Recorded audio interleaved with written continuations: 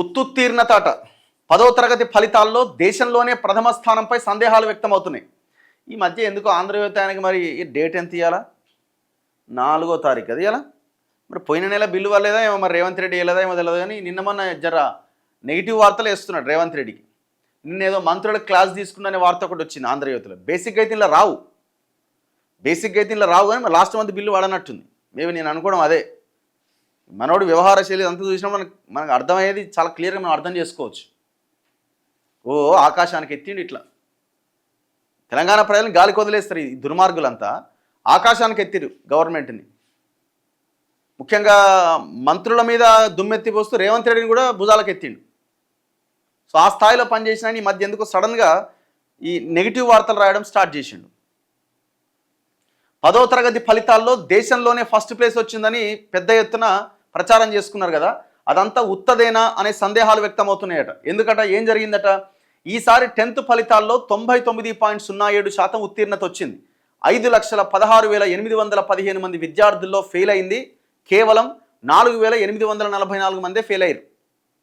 ప్రభుత్వ బడుల్లో కూడా 100% ఉత్తీర్ణతలే ఉన్నాయట. ఈసారి కేరళతో సమానంగా తెలంగాణ అగ్రస్థానం. దీనిపైన అనుమానాలు వ్యక్తం చేస్తున్న విద్యావేత్తలు, విద్యార్థుల్లో అత్యధికులకు ఇంటర్నల్స్లో 20కి 20 వేసిరట.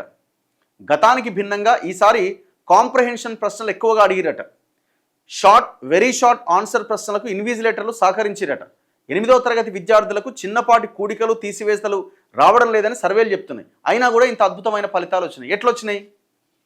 చాలామంది పిల్లలకి గడియారంలో టైం ఎంత అంటే కూడా తెలియని పరిస్థితి ఉన్నది అని సర్వే రిపోర్ట్స్ చెప్పినాయి. ఎందుకంటే విద్యా వ్యవస్థ అంత భయంకరంగా ఉంది రాష్ట్రంలో. ఈ దేశంలో ఏ రాష్ట్రము ఖర్చు పెట్టని బడ్జెట్ తెలంగాణ పెడుతున్నది. అంటే ఎక్కువగా తక్కువ, అత్యల్పంగా, సింగిల్ డిజిట్. సో మరి అట్లాంటిది స్కూల్ అంత దారుణంగా ఉన్నప్పుడు గవర్నమెంట్ స్కూల్స్లో 100% ఉత్తీర్ణత ఎట్లొచ్చింది అనేది ఒక పెద్ద క్వశ్చన్ మార్క్. ఈసారి 10వ తరగతి పరీక్షలు రాయని వారిదే పాపం. ఎందుకంటే పరీక్షలు రాసిన వారిలో దాదాపు అందరినీ పాస్ చేసేశారు. గతంలో 10వ తరగతి పరీక్షా ఫలితాలు వచ్చినప్పుడు 100% ఉత్తీర్ణత నమోదైన స్కూళ్ళు, ప్రభుత్వ పాఠశాలల్లో 10వ పరకో ఉండేవి. కానీ ఈసారి దాదాపు అన్ని గవర్నమెంట్ స్కూళ్ళు 100% ఉత్తీర్ణత సాధించాయి. ఇక గతంలో 0 ఫలితాలు వచ్చిన స్కూళ్ళు పెద్ద ఎత్తున ఉండేవి. విచిత్రంగా ఈసారి 0 ఫలితాలు వచ్చిన స్కూళ్ళ సంఖ్య 0. మరి ఎట్లా సాధ్యమైంది ఇది?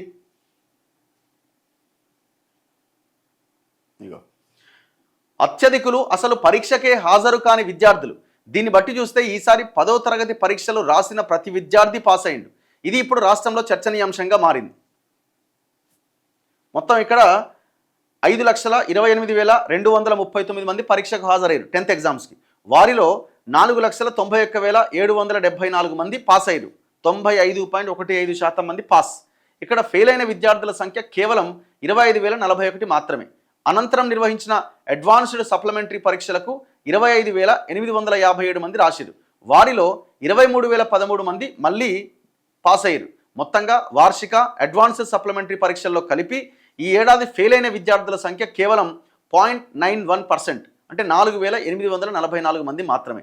వారిలోనూ అత్యధికులు అసలు పరీక్షకే హాజరు కాని విద్యార్థులు ఉన్నారట. దాంట్లో అంటే ఆల్మోస్ట్ 100% రిజల్ట్ వచ్చింది. ఇది కొంత ఆలోచించాల్సిందే, ఆశ్చర్యం వ్యక్తం చేయాల్సిందే.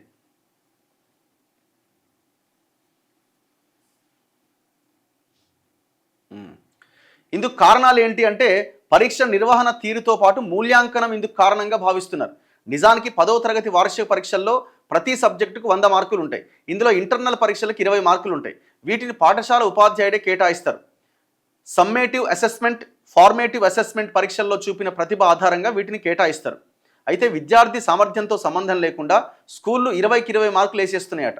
అసలు ఈ పరీక్షలకు హాజరు కాని విద్యార్థులకు కూడా గరిష్ట మార్కులు వేసిరట. వార్షిక పరీక్షల్లో మిగిలిన 80 మార్కుల్లో ఉత్తీర్ణత కావాల్సింది కేవలం 15 మార్కులు మాత్రమే.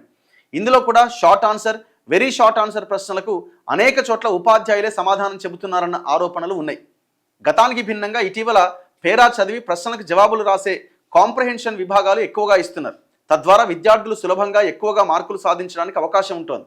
ఇక విద్యార్థి సరిగ్గా రాయకపోయినా మూల్యాంకనంలో ఎలాగోలా 35 మార్కులు దాటిస్తున్నారట.